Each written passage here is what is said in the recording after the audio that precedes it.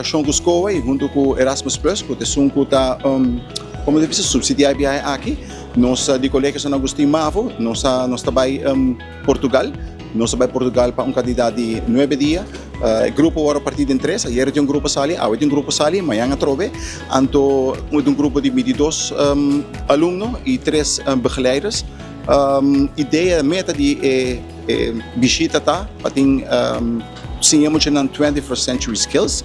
Olvida, agora que algum dia não viaja para minha viagem, não assim a experiência de como está check-in, como está vai, como é viagem está vai, pode comunicar e pode observar e pôr boa atenção no que está passando e através disso aí pode ter uma experiência nova, que pode ajudar no futuro. A intenção está naturalmente para educar e preparar muito aqui suficientemente bom para ordenar cada mapa, não ter tools, para usar depois para a seguinte educação.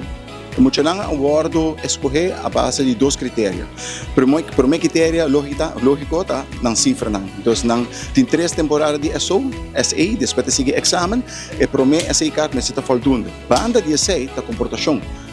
Bota vai viajar com um grupo de estudantes 22 mucha e logicamente bota escolher uma que tem melhor comportação, sobre uma responsabilidade grande e maior da consciência de sei, responsabilidade grande para nós como begeleiders, que também o grupo de mucha aqui, para cuidar e procurar para ninguém caso bom sano e salvo.